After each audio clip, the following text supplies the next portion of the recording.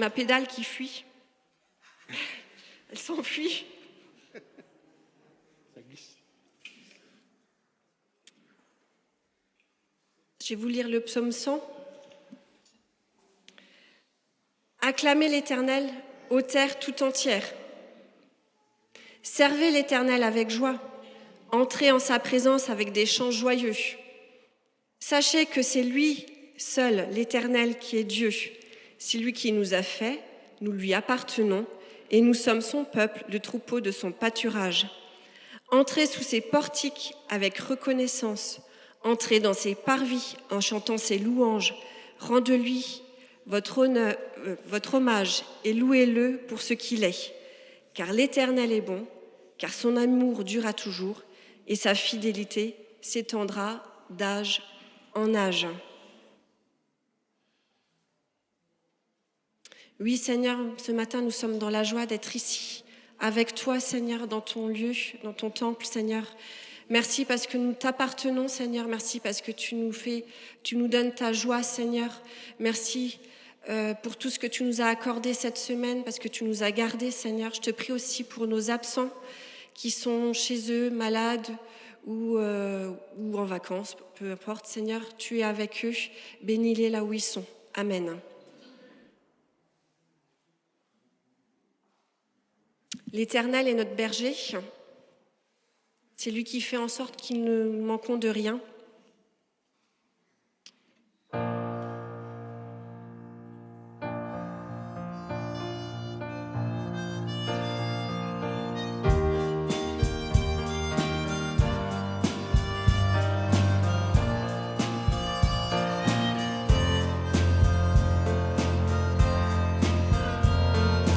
L'Éternel est mon berger, de rien je ne manquerai. Oh mon âme, chante mon âme.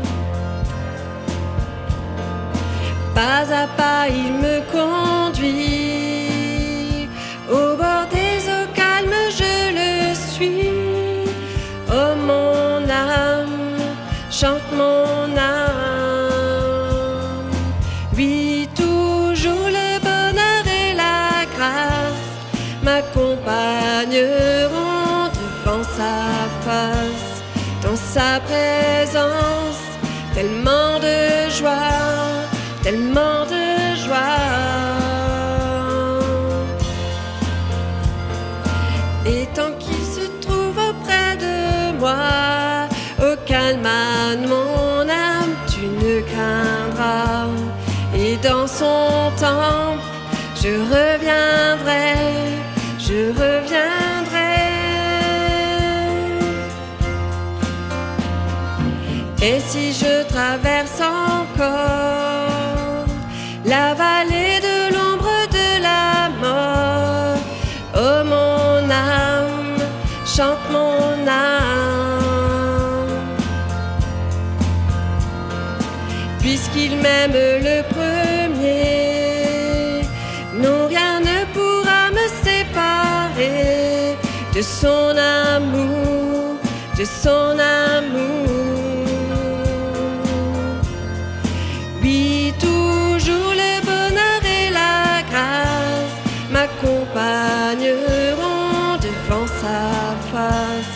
Et dans présence, je rends de joie, tellement de joie. Et tant qu'il se trouve auprès de moi, au calme à mon âme, tu ne craindras. Et dans son temps, je reviendrai, je reviendrai.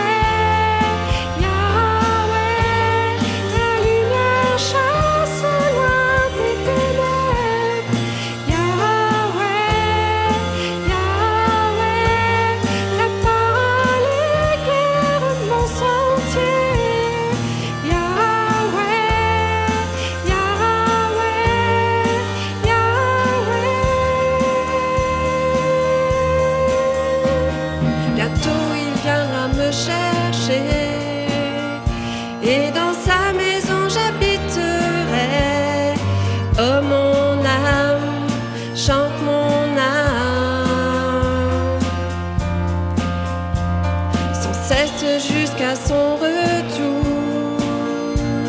Mon âme chante son amour tous les jours, tous les jours. Oui, toujours le bonheur et la grâce m'accompagneront devant sa face, dans sa présence, tellement de joie, tellement de joie. Et tant qu'il se trouve auprès de moi, au calme à mon âme, tu ne craindras. Et dans son temps, je reviendrai, je reviendrai.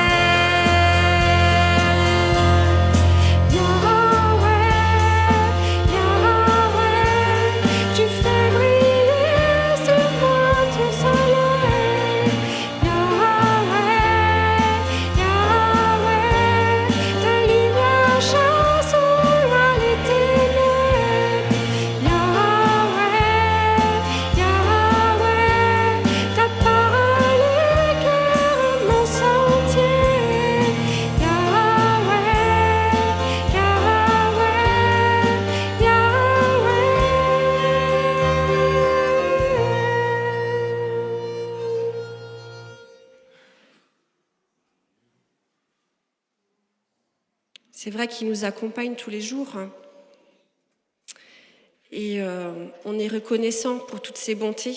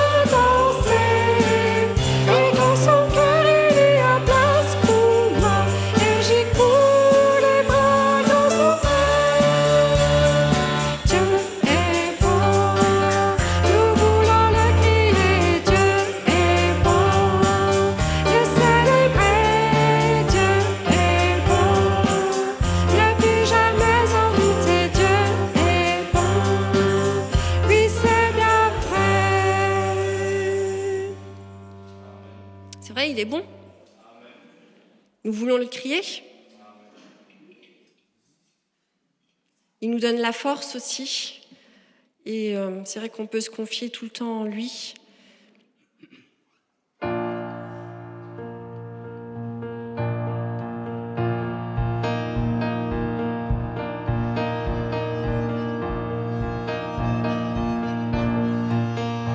La force est pour celui qui se confie et repose en l'Éternel.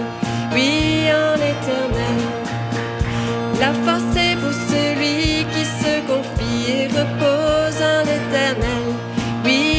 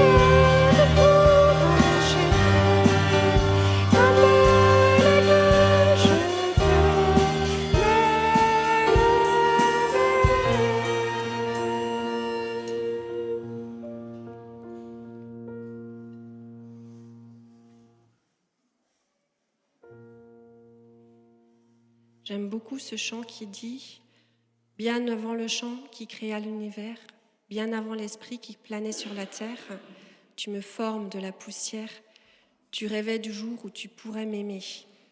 Il nous a attendus, il nous a créés, il nous a aimés avant qu'on soit. »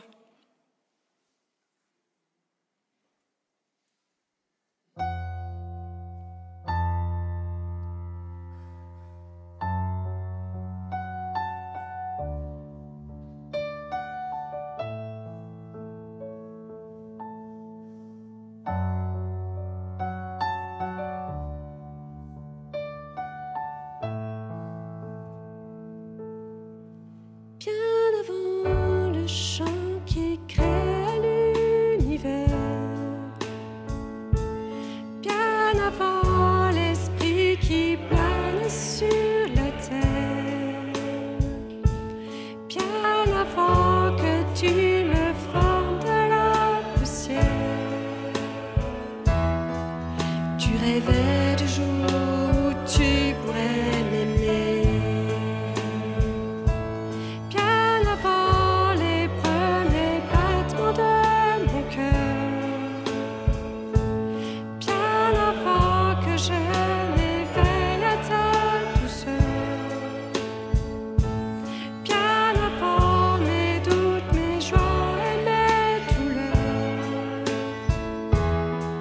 Tu rêvais du jour où je pourrais t'aimer.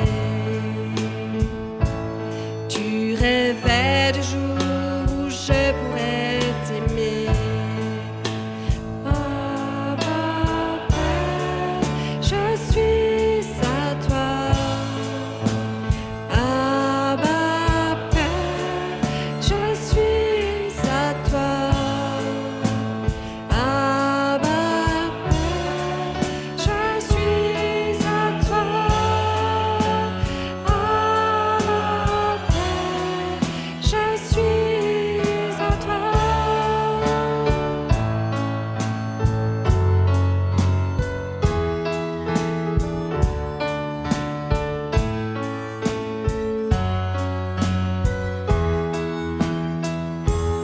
Bien avant que Jésus marche sur la terre, bien avant le Fils qui nous montre le Père, bien avant que les cieux sur moi soient ouverts, tu rêvais du jour où tu pourrais m'aimer. Bien avant que mon péché brise ton cœur, bien avant que coule le sang et la sueur, bien avant les clous, le froid et la douleur, tu rêvais du jour où je pourrais t'aimer. Tu rêvais du jour où je pourrais t'aimer. Ah, Papa, je suis à toi. Ah, Papa, je suis à toi. Ah, Papa, je suis à toi. Ah, Papa, je suis à toi. Ah, Papa, je suis à toi. Ah, Papa, je suis à toi. Ah, Papa, je suis à toi. Ah, Papa, je suis à toi. Ah, Papa, je suis un merveilleux, saisi par l'immensité de ton amour pour moi. Ah, Papa, si grande est ta tendresse, ton cœur est grand ouvert et je viens plonger dans tes bras.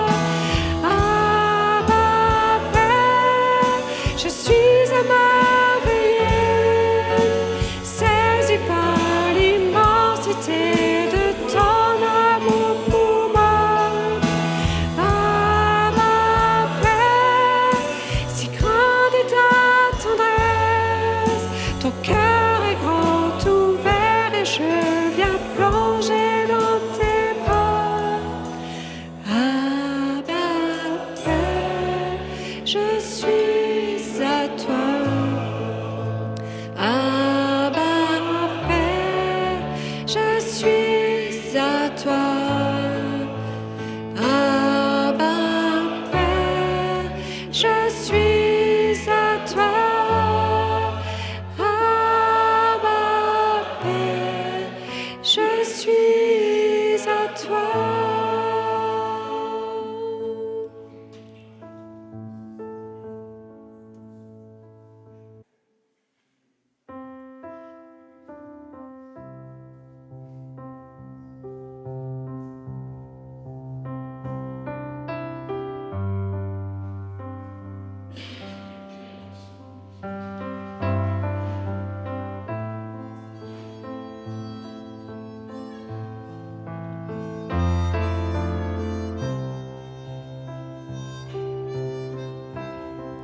Si la lune me glace et le soleil menace, Créateur des étoiles, mon secours est en toi.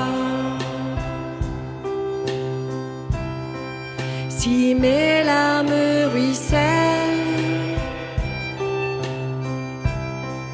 et que mon pas chancelle, Créateur de la terre, mon secours est en toi. Je lève les yeux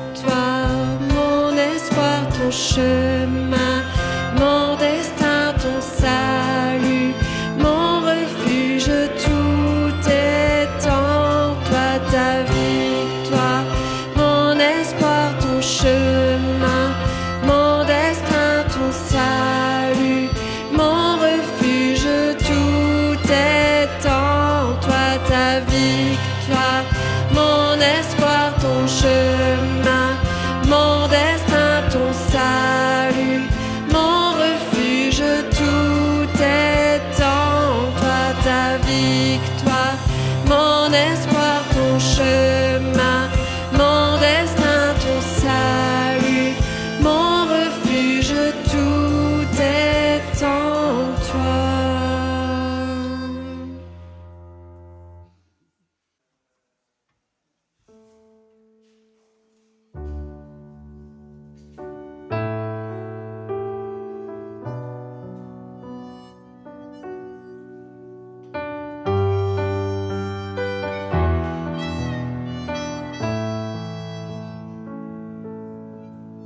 Victoire au Seigneur de la vie, victoire au Dieu de l'infini, victoire au nom de Jésus-Christ, victoire pour le Saint-Esprit. Le règne est pour le Tout-Puissant. Le règne pour lui dans tous les temps. Car l'agneau a donné son sang,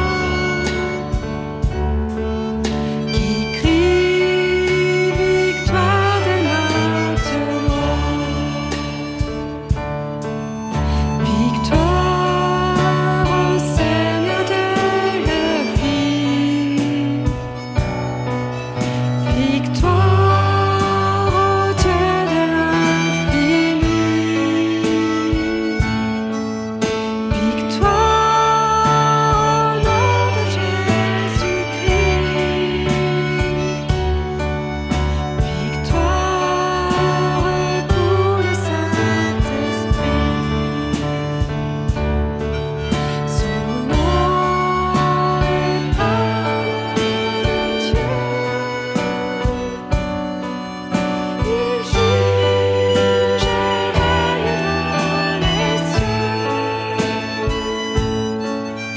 Il est le lion de Juda, qui a triomphé du combat. Victoire au Seigneur de la vie, victoire au Dieu de l'infini, victoire au nom de Jésus-Christ, victoire pour le Saint-Esprit, victoire au Seigneur de la vie, victoire au Dieu de l'infini, victoire au nom de Jésus-Christ, victoire pour le Saint-Esprit. Merci pour ta victoire.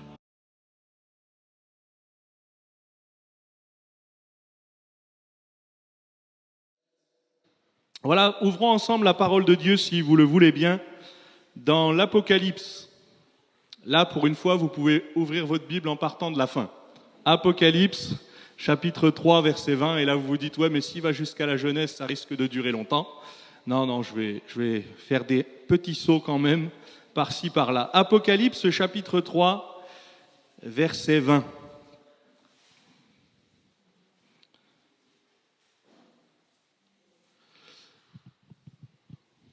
Voilà le titre de mon message ce matin. Le titre de mon message, c'est « Inviter ou éviter Jésus ».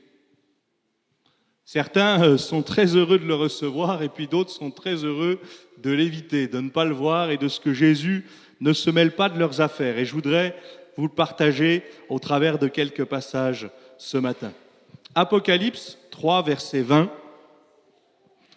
Il nous est dit, voici, je me tiens à la porte et je frappe.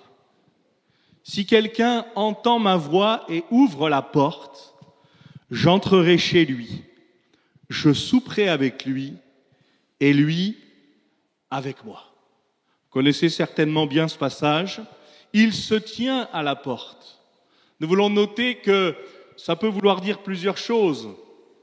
Il se tient à la porte parce que bientôt il va revenir nous chercher. J'espère que c'est votre attente. J'espère que vous désirez ardemment qu'il revienne. C'est important de ne pas oublier qu'il va bientôt revenir. C'est important de se préparer pour son prochain retour. Il n'était pas encore reparti vers son Père qu'il annonçait qu'il reviendrait. Et je dois me tenir prêt. La Bible dit, personne ne connaît ni le jour ni l'heure. De toute façon, tout appartient à Dieu. Mais je dois être prêt. Je me tiens à la porte et je frappe. L'autre idée que nous pourrions garder, c'est qu'il vient à la porte de nos cœurs. Il vient à la porte de nos vies. Et il est poli, il frappe. Alors on pourrait parler de sa manière de frapper. Moi je crois qu'il ne frappe pas de la mauvaise manière. Je crois qu'il sait comment frapper à la porte de nos cœurs. Il ne frappera pas forcément de la même manière pour chacun. Et d'ailleurs j'en veux pour preuve chacun d'entre nous. Nous n'avons pas été touchés par le Seigneur Jésus de la même manière. Mais il a su exactement ce qu'il fallait pour chacun d'entre nous. Il se tient à la porte, il frappe. Ça, c'est sa part. Mais la suite du texte nous dit, si quelqu'un entend. Et j'aimerais vous citer cet autre texte, que celui qui a des oreilles pour entendre, entende. On pourrait se dire, bah oui, si j'ai des oreilles, c'est pour ça. Oui, mais des fois, je peux faire comme celui qui n'entend pas. Des fois, d'ailleurs, j'entends, mais je ne comprends pas. Mais le Seigneur, lui, sait parfaitement se faire comprendre. Il dira, mon fils, donne-moi ton cœur. Il dira que c'est aujourd'hui le jour du salut. Cela veut dire ne traîne pas. Alors oui, il se tient à la porte, il frappe, si quelqu'un entend, mais aussi ouvre la porte. Je peux parfois entendre clairement des paroles qui viennent de Dieu, mais je peux les refuser. Je peux parfois dire à quelqu'un, ça c'est pour toi, ça c'est une parole pour toi. C'est parfois d'ailleurs plus facile de dire ça que de se dire à soi-même, cette parole elle est aussi pour moi. Moi j'aime la manière que le Seigneur utilise pour nous parler. Pourquoi ? Parce qu'il ne se trompe pas dans sa manière de faire. S'il a décidé de me dire quelque chose, il ne se trompera pas. Dieu parle tantôt d'une manière, tantôt d'une autre. C'est un texte que nous connaissons tous. Mais la Bible nous dit, l'homme n'y prend point garde. Dieu peut utiliser les éléments pour nous parler. Dieu peut utiliser des hommes, Dieu peut utiliser même des animaux. Il a réussi à faire parler un âne. Malheureusement, il a fallu que le prophète ou le devin, appelez-le comme vous voulez, c'était Balaam, il a fallu que plusieurs fois. Et puis, j'aimerais vous dire que la parole de Dieu pour nous, elle est claire. C'est pas une parole qui met le trouble, c'est une parole sûre. Pierre dira, nous avons travaillé toute la nuit sans rien prendre, mais sur ta parole, je jetterai des filets. J'ai envie de nous dire à chacun, ne jetons rien s'il ne nous a pas demandé de le faire, parce qu'on risque de perdre du temps. Mais j'ai envie de nous dire aussi, faisons-le s'il nous a demandé de le faire, parce que les fruits viendront. Que Dieu nous aide à entendre sa voix, à comprendre sa voix. Et puis, comme dira Jacques, ne vous bornez pas à écouter la parole de Dieu seulement, mais mettez-la aussi en pratique. Je crois que Dieu ne se contente pas de nous parler, il veut nous mettre en action. Quelle est la porte que je ne lui ai pas encore ouverte ? Il dira à une église dans l'Apocalypse, voici, je me tiens à la porte, je suis à la porte. C'est étonnant de voir ce texte-là, de se dire que notre Seigneur, notre Sauveur, il est à la porte, il n'est même pas à l'intérieur. Oui, pourquoi ? Parce que parfois, on peut avoir l'apparence de la piété. On peut avoir tout ce qu'il faut, mais on n'a pas forcément la profondeur du cœur. Dieu ne s'intéresse pas à notre apparence, il regarde à notre cœur. Parce que la réalité, elle est là. Est-ce que mon cœur est droit ? Est-ce que mon cœur est juste ? Alors oui, si quelqu'un entend, si quelqu'un ouvre la porte, qu'est-ce qu'il va faire ? Là, c'est de nouveau sa partie. J'entrerai chez lui, je souperai avec lui et lui avec moi. Notez qu'il n'a pas dit « je regarderai si la personne est parfaite ». Je regarderai si la personne est entièrement selon mes critères. Ben non, il serait rentré chez personne. Non. Mais si quelqu'un ouvre son cœur, si quelqu'un ouvre sa maison, c'est un peu comme si demain on apprenait que telle personnalité, tel chef d'État venait dans nos maisons. Qu'est-ce qu'on ferait ? On ferait peut-être un peu de ménage, on fermerait peut-être quelques portes, peut-être qu'il y a des endroits où on ne voudrait pas qu'ils y entrent. Il ne faut surtout pas qu'ils voient ça. Bon, ben avec Dieu, ça ne marche pas, il voit tout. Mais je dois être honnête devant lui. Je dois être de ceux qui vont chercher la vérité. Prenez un autre texte avec moi, Luc chapitre 2. Luc chapitre 2, là aussi, c'est des textes que nous connaissons bien. Il s'agit de la naissance de Jésus.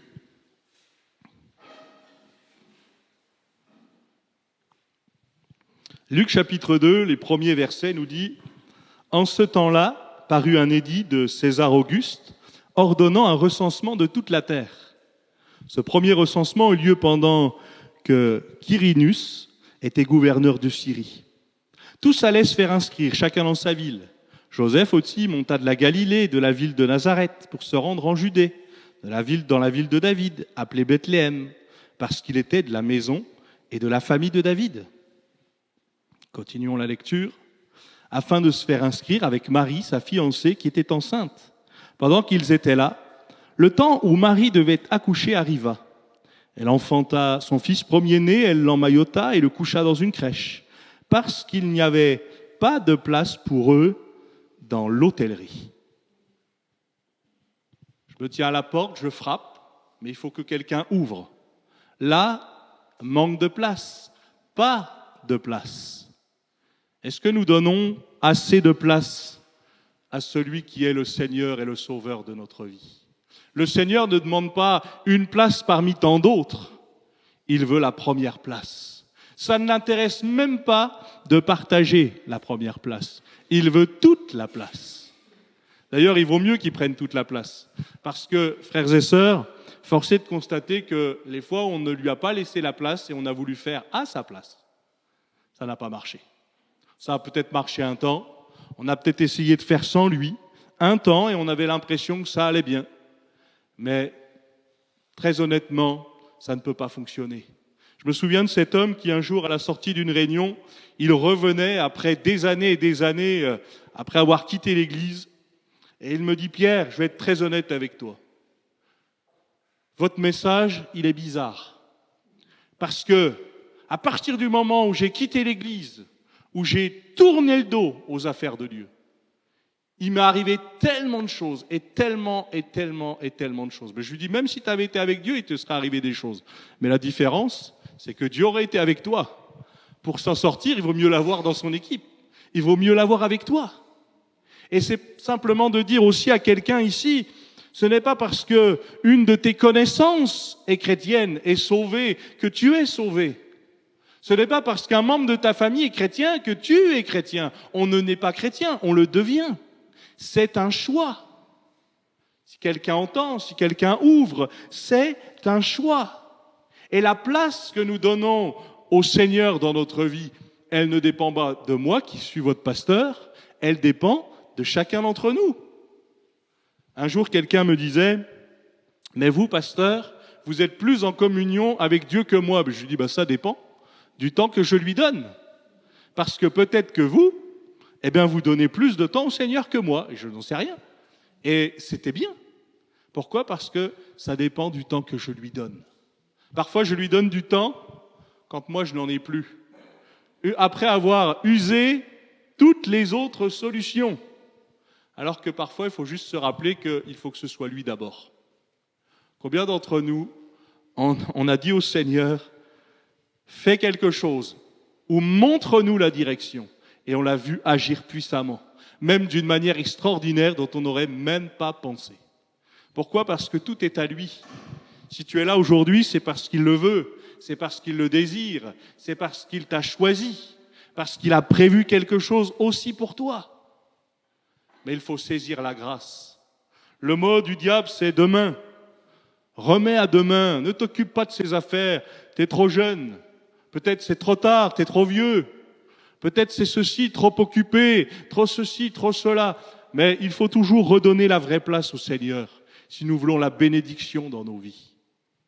Parfois, on peut l'oublier. Parfois, je peux avoir ma Bible à côté de moi, je peux avoir mon cantique à côté de moi, je peux avoir mon bel habit du dimanche à côté de moi, mais ça ne veut pas dire que Dieu est là. Dans l'Ancien Testament, on trouve le peuple d'Israël qui va combattre, ils perdent, et ils se disent, mais oui, on a perdu. Je sais pourquoi. C'est parce que nous n'avions pas l'arche de Dieu. Alors ils vont, ils prennent l'arche, ils combattent à nouveau, non seulement ils perdent, mais ils perdent l'arche. Et ça veut dire quoi ? Ça veut dire que ce n'est pas parce que j'ai l'arche de Dieu avec moi que le Dieu de l'arche est avec moi. J'ai besoin de m'assurer que c'est lui qui est avec moi, qu'il marche à mes côtés, qu'il me conduit. Alors oui, la Bible dit, il m'entoure par derrière et par devant, mais il faut que ce soit lui qui conduise. Il ne faut pas que ce soit moi qui conduise. Je me tiens à la porte, je frappe. Vous vous rappelez de l'arche de Noé ? La porte est restée ouverte. X temps. Il se moquait, il raillait, pensant que ça n'arriverait jamais. Comme aujourd'hui, on peut dire la même chose, mais ça n'arrivera pas. Ça fait tellement de temps que les croyants nous annoncent qu'il reviendra. Il faut apprendre à voir les signes. Les vrais signes, je m'entends, parce que certains voient des signes partout. Mais les signes qui sont dans la parole. Je ne parle pas des vrais signes des animaux, je vous rassure. Mais peut-être de dire tout simplement ce matin, est-ce que je lui laisse assez de place ? Est-ce que s'il se présente chez moi, il a de la place ? Est-ce qu'il a encore assez de place ? Quand le Seigneur Jésus va dire à Abraham, « Offre-moi ton fils, ton unique, celui que tu aimes », pourquoi il le fait ? C'est parce qu'il veut vérifier qu'Abraham aime toujours plus Dieu qu'autre chose. Il a déjà prévu la suite. C'est le fils de la promesse, il y a déjà la lignée qui est inscrite, mais il dit, je vais voir si Abraham est capable de le faire. Et nous connaissons la fin du récit. Il va aller jusqu'au bout, et heureusement, il n'aura pas à tuer son fils. Mais Dieu, parfois, nous met à l'épreuve pour voir si notre attachement, il est entièrement à lui. Je le disais encore cette semaine, parfois on n'aime pas la nuit, parfois on n'aime pas les tempêtes, parfois on n'aime pas les déserts. Sauf que dans la nuit, dans les tempêtes et dans les déserts, Dieu se révèle. Dieu se révèle comme celui qui pourvoit. Dieu se révèle comme celui qui peut faire l'extraordinaire. Dieu se révèle comme celui qui peut faire là où il n'y a rien. Mais c'est vers lui que je veux me tourner. Je veux m'attendre au miracle. Pourquoi aller chercher ailleurs une solution que nous ne trouverons qu'en Dieu ? Et parfois, on a essayé. On a même essayé plusieurs fois. Et on a essayé de trouver des circonstances, mais il n'y a que Dieu qui peut répondre à ton problème, à tes questions. Oui, il n'y avait pas de place. Mais heureusement, le Seigneur est venu quand même. Il viendra si on l'accueille. Il viendra si on l'invite. Et j'aimerais dire aussi, il viendra si on le laisse faire. C'est pas toujours facile de laisser faire ou le lâcher prise. De dire, Seigneur, fais ce que tu voudras. Ouais. Mais ça peut engager beaucoup de choses. Parce que si nous sommes dans une voie qui ne lui plaît pas et que nous lui disons « fais ce que tu voudras », il peut tout chambouler. Mais vous savez quoi ? Il vaut mieux qu'il le fasse. Parce que lui, il est là pour nous conduire jusque dans l'éternité. Le but de Dieu, c'est que tous les hommes, toutes les femmes soient sauvés, qu'ils connaissent la vérité, qu'il l'accepte. Et nous le savons que tout le monde ne le fera pas. Mais il donne la possibilité. J'ai mis devant toi le chemin de la vie et le chemin de la mort, mais il ne s'arrête pas là. Choisis la vie afin que tu vives. Choisir la bonne voie. Combien de fois nous avons demandé au Seigneur, montre-nous le chemin, montre-nous la route. Le Seigneur n'a pas promis, je ne crois pas, à moins que quelqu'un me contredise ce matin, mais un chemin facile, une vie sans difficulté.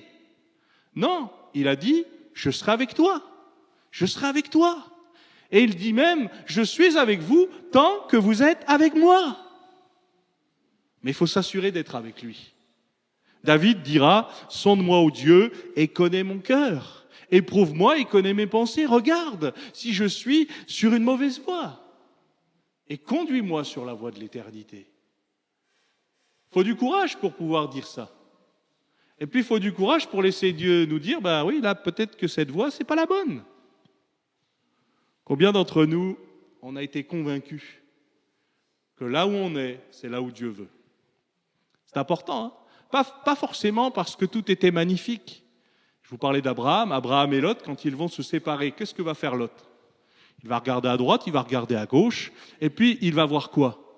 Il va voir les plaines, il va voir les magnifiques champs, et il va dire, c'est comme un jardin de l'Éternel. Alors il va aller là-bas. Et Abraham, lui, son seul choix, c'est d'aller vers la montagne. Mais heureusement qu'il a fait ce choix-là. Parce que ce n'était pas le choix le plus facile, apparemment, mais c'était le choix où il a rencontré Dieu. Et Dieu lui a révélé quelque chose de particulier. Lot, lui, est descendu petit à petit. Vous savez qu'il se trouve à quelques kilomètres de la ville, puis aux portes de la ville, puis à l'intérieur de la ville. Puis quand il en sort, enfin, quelle catastrophe! Parce que non seulement ils sont plus si nombreux, mais même le peu qui reste, ils ont récupéré quelques mauvaises manies, si je peux me permettre de le dire comme ça, mais de la ville d'où ils sortent. D'où l'importance de se laisser interpeller. Peut-être que le Seigneur veut dire à quelqu'un ce matin, mais la voie sur laquelle tu es, ce n'est pas ma voie. Il faut que tu reviennes dans cette voie. Peut-être certains, vous devez vous laisser interpeller en disant, mais depuis le temps que je frappe, il faut te laisser interpeller pour être touché, pour enfin donner ton cœur au Seigneur. Pas simplement sur le coup de l'émotion. Nous disons parfois aux futurs candidats au baptême, il faut se préparer à la suite. Parce que le diable vient et il dit parfois, mais Dieu a-t-il réellement dit? Dieu est-il encore capable de faire? Puis Dieu l'a déjà fait pour tellement d'autres. Est-ce qu'il peut le faire aussi pour toi? Mais j'ai envie de vous dire oui. Il peut faire infiniment au-delà de ce que nous pensons, même espérons. Ne nous limitons pas dans la prière.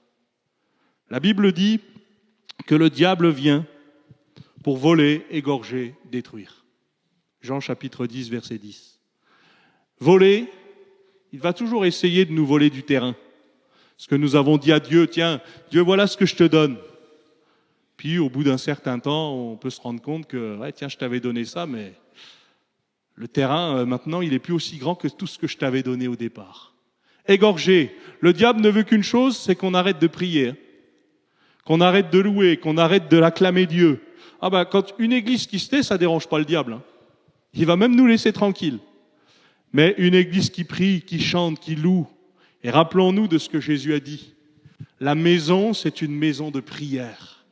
Et moi, je vais aller plus loin. C'est une maison de prière et d'exaucement. Parce que si on prie le Seigneur Jésus, parce que nous le connaissons, eh bien lui, il répond. Et il répond fidèlement. Voler, égorger et détruire. Parfois, je peux avoir l'impression qu'avec lui, ça va bien. Dans les psaumes, on lit quelques paroles comme ça, mais quand j'ai considéré le sort du méchant, bon, là, j'ai vu qu'il y avait une mauvaise fin. Mais en attendant, on a été un petit peu envieux parfois. Mais il leur arrive jamais rien de mal. On dirait que tout ce qu'ils veulent faire, ils réussissent. Mais ça ne dure qu'un temps. Ça ne dure qu'un temps et ce n'est pas pour de bonnes richesses. La Bible nous invite à être riches pour Dieu. Riches pour lui. Si le Seigneur t'a placé là où il t'a placé, dans ta famille, dans ton quartier, dans cette ville, c'est pour quelque chose de particulier. C'est pour rendre un témoignage, c'est pour parler de ce que le Seigneur a fait. Et tu peux parler de ce que le Seigneur a fait chez les autres, mais parle aussi de ce que le Seigneur a fait chez toi. En disant, mais puisqu'il l'a fait pour moi, ne serait-il pas capable de le faire aussi pour d'autres? Bien sûr que si, puisqu'il est illimité. Et il est toujours le même. Oui, il l'a peut-être fait il y a X temps, mais il est encore capable de le faire aujourd'hui. Est-ce que je le crois? Est-ce que je crois que le Seigneur Jésus est encore capable d'agir dans ma situation? Voilà, je voudrais lire aussi avec vous dans Luc chapitre 7, si vous voulez bien. À la porte, ils frappent, pas de place pour eux dans l'hôtellerie, alors ils se retrouvent là aussi dans une situation étonnante. Et Luc chapitre 7, une autre invitation. Luc chapitre 7, verset 36.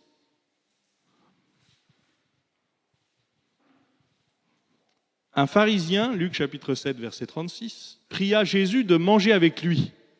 Jésus entra dans la maison du pharisien et se mit à table. Voici une femme pécheresse qui se trouvait dans la ville, ayant su qu'il était à table dans la maison du pharisien, apporta un vase d'albâtre plein de parfums. Il se tint derrière aux pieds de Jésus. Elle pleurait et bientôt elle lui mouilla les pieds de ses larmes, puis les essuya avec ses cheveux, les baisa et l'éloignit du parfum. Le pharisien qui l'avait invité, voyant cela, dit en lui-même, si cet homme était prophète, il connaîtrait qui et de quelle espèce est la femme qui le touche. Il connaîtrait que c'est une pécheresse. Jésus prit la parole et lui dit, Simon, j'ai quelque chose à te dire. Maître, parle, répondit-il. Un créancier avait 2 débiteurs. L'un devait 500 deniers et l'autre 50. Comme ils n'avaient pas de quoi payer, il leur remit à tous 2 leurs dettes. Lequel l'aima le plus? Simon répondit, celui, je pense, auquel il a le plus remis. Jésus lui dit, tu as bien jugé. Puis se tournant vers la femme, il dit à Simon, vois-tu cette femme? Je suis entré dans ta maison et tu ne m'as point donné d'eau pour laver mes pieds. Mais elle les a mouillés de ses larmes, les a essuyés avec ses cheveux.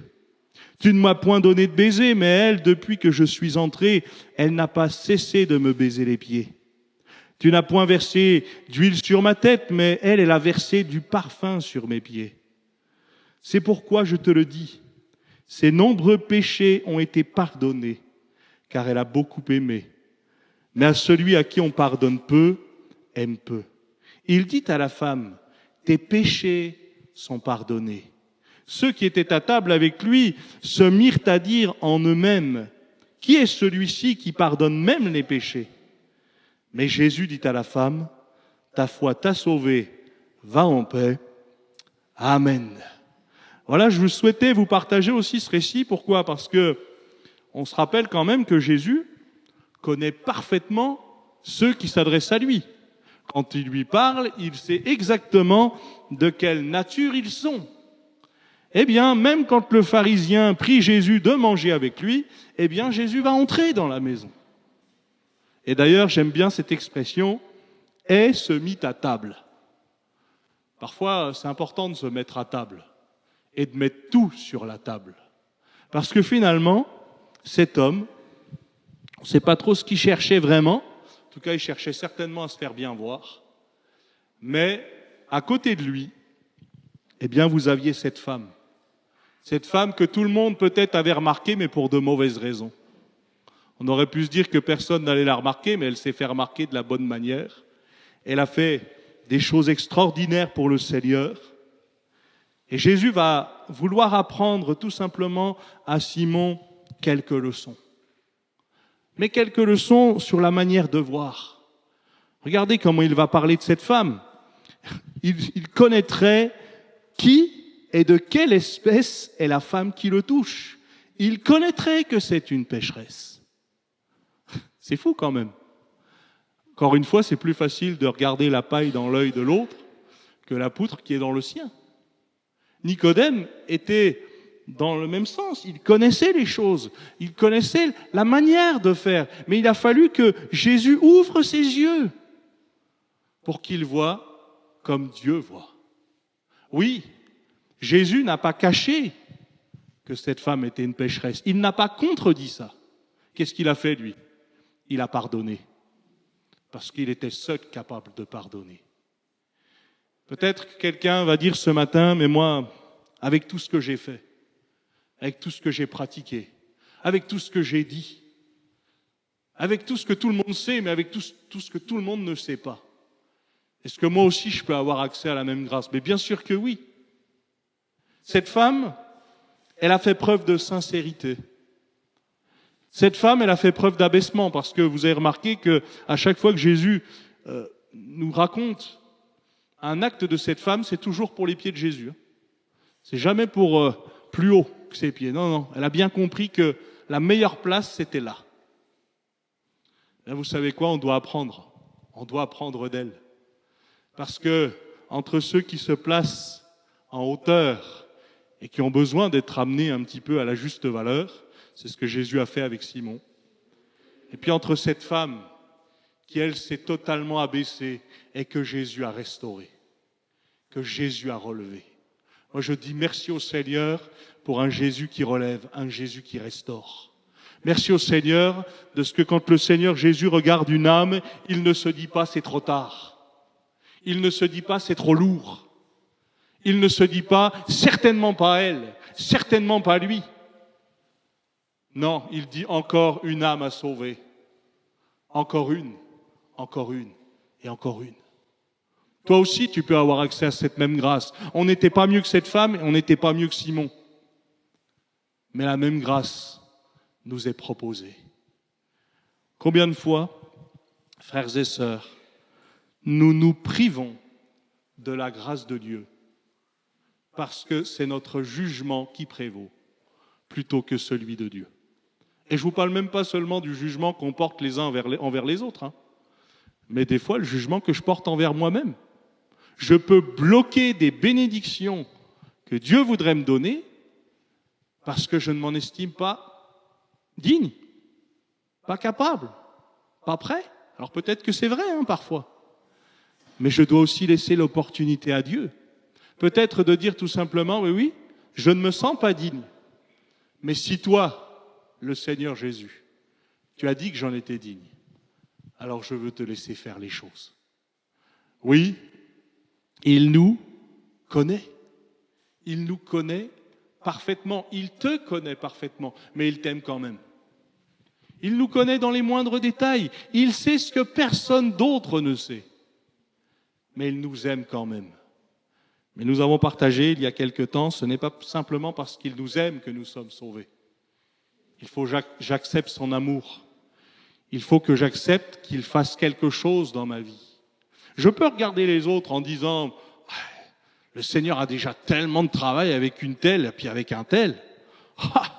Et donc, quand tu auras fini de t'occuper d'eux, c'est pas comme ça que je dois regarder.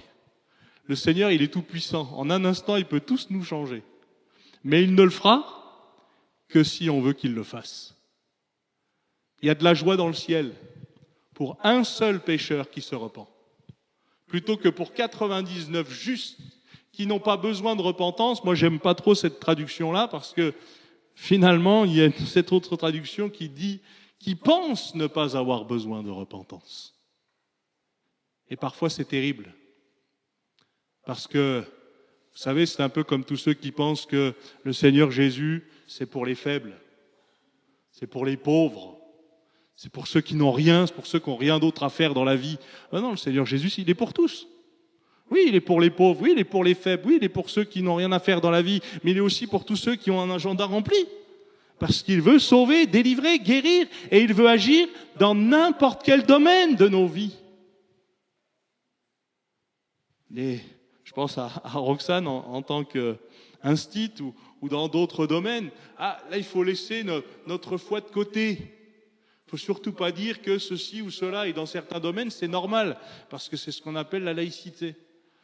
Mais ça n'empêche pas le Seigneur d'agir.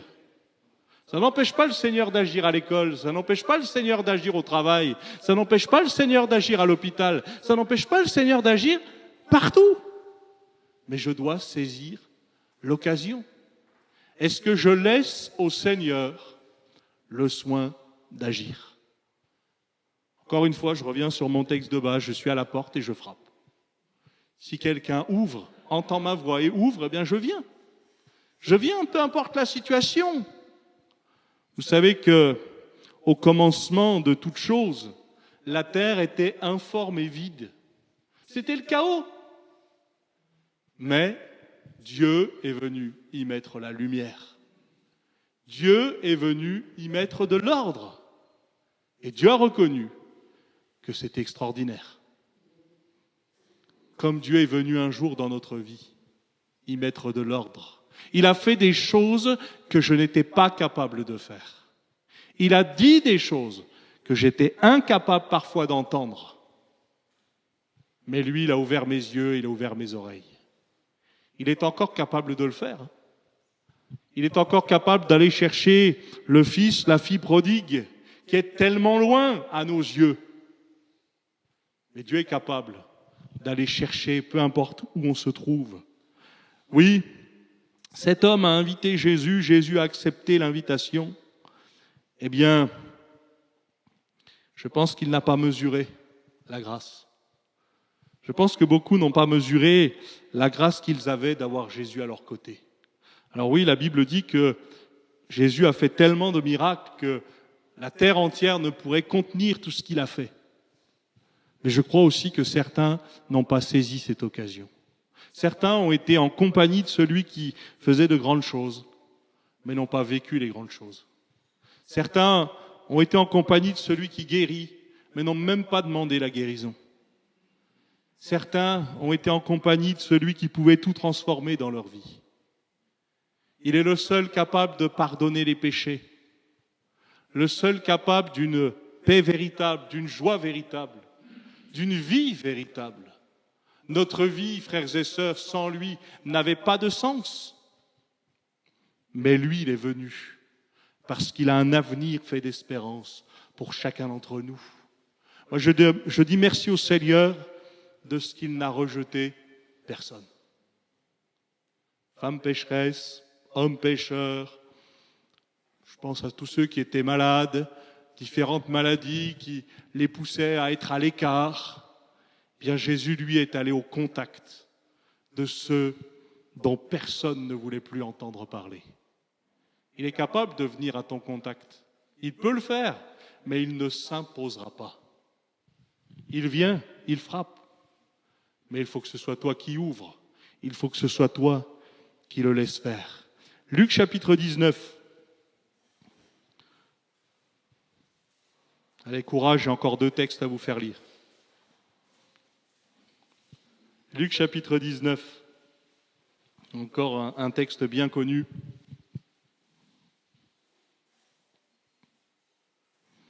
Les premiers versets. Luc chapitre 19, verset 1er. Jésus étant entré dans Jéricho, traversait la ville, voici un homme riche appelé Zachée, chef des publicains, cherchait à voir qui était Jésus. Il ne pouvait y parvenir à cause de la foule, car il était de petite taille. Il courut en avant, monta sur un sycomore pour le voir, puis, parce qu'il devait passer par là, lorsque Jésus fut arrivé à cet endroit, il leva les yeux et lui dit, Zachée, à toi de descendre, il faut que je demeure aujourd'hui dans ta maison. Zachée se hâta de descendre et le reçut avec joie. Voyant cela, tous murmuraient et disaient, il est allé loger chez un homme pécheur. Je m'arrête là pour la lecture et je veux insister sur les 3 derniers versets, le 5, le 6 et le 7. Lorsque Jésus fut arrivé à cet endroit, il leva les yeux et lui dit, Zachée, hâte-toi de descendre, il faut que je demeure aujourd'hui dans ta maison. La suite nous dit que Zachée va faire ce qu'il lui a été demandé. Il va se dépêcher et il va le recevoir avec joie. Zachée, il sait ce qu'il est. S'il est dans cet arbre, c'est parce qu'il n'est pas forcément aimé de tous. Oui, c'est un collecteur d'impôts. Il est même aimé de pas grand monde, je pense. C'est parce qu'aussi, certainement, qu'il a floué beaucoup de monde, oui. Mais quand Jésus va s'adresser à lui, il ne va pas réfléchir à ce que Jésus va voir dans sa maison. Il va le recevoir avec joie. Quand Jésus vient dans nos vies, il ne s'attend pas à ce que tout soit parfait. Il ne s'attend pas, d'ailleurs, peut-être pas non plus, à ce que tout soit dans le chaos. Mais lui, il vient remettre de l'ordre. Peut-être que pour que l'ordre soit remis dans tes affaires, il faut inviter Jésus. Et il faut le faire vite. Il faut que je demeure aujourd'hui dans ta maison. Zachée, cherchait à savoir qui était Jésus, mais Jésus cherchait à connaître la maison de Zachée, le cœur de Zachée. Et vous le savez, Zachée ensuite va dire, mais moi je vais rendre à tous ceux à qui j'ai fait du tort. Il y avait sans doute beaucoup de travail, mais il le dira. Et quelle grâce! Parce que quand Jésus vient, il nous rend capables de faire l'impossible. Humainement, peut-être qu'on aurait pu dire c'est pas possible. Qu'un homme comme lui change du tout au tout après un repas. Moi qui aime l'histoire, et en particulier l'histoire des guerres, on s'aperçoit que dans les plus grandes guerres, bien souvent, l'armistice a été signé autour d'un bon repas. Et qu'en fonction du repas qui était servi, ça pouvait ou s'envenimer ou s'apaiser. C'est juste une histoire comme ça, mais quand je reçois Jésus, je veux me rappeler de qui il est. Il est le prince de paix. Il est amour. Il est grâce. Et oui, je peux me dire, mais je ne serais même pas digne d'être à sa table. C'est vrai, nous ne sommes pas dignes. C'est lui qui nous rend dignes.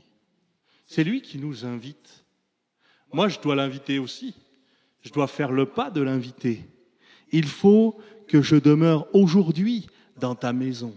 Zachée va le recevoir, mais je lis le verset 7 aussi. Voyant tout cela, tous murmuraient et disaient, il est allé loger chez un homme pécheur. C'est péjoratif comme ils le disent. Moi, je le prends de bonne manière. Merci Seigneur. Parce que si tu es allé loger chez lui, tu peux aussi venir chez moi. Moi, je ne sais pas tout ce que Zachée a fait, et Zachée, ce n'est pas non plus tout ce que moi j'ai fait. Je ne sais pas tout ce que vous avez fait, et vous ne savez pas tout ce que j'ai fait non plus. Mais ce qui est sûr, c'est que Jésus nous connaît parfaitement. Lui, il sait exactement.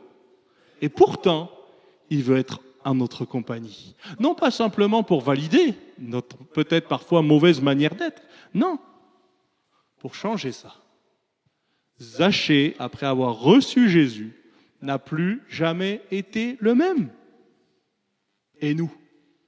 Parfois, il peut y avoir un peu de vieille nature qui revient, et il faut recombattre à nouveau. Et heureusement, on ne combat pas tout seul, on combat avec l'Église, on combat avec le Saint-Esprit, on combat avec l'aide de Dieu, heureusement.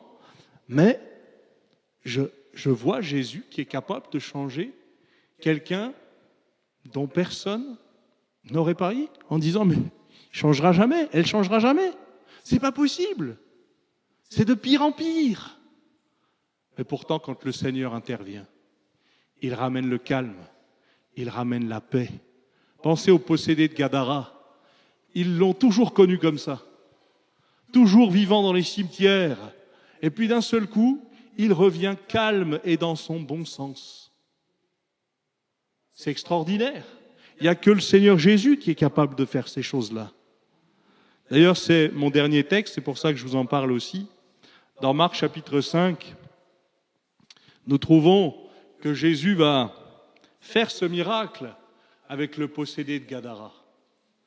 Et j'aimerais insister, et je termine avec ça, sur la réaction. Parce que Zachée, lui, va le recevoir avec joie. Mais là, ça ne va pas du tout être la même réaction. Marc chapitre 5, verset 15. Pour ne pas être trop long, je vous fais grâce du contexte, mais je vous lis simplement à partir de ces quelques versets. Ils vinrent auprès de Jésus et ils virent le démoniaque, celui qui avait la légion, assis, vêtus et dans son bon sens. Ils furent saisis de frayeur. On aurait pu lire « ils furent saisis de joie ».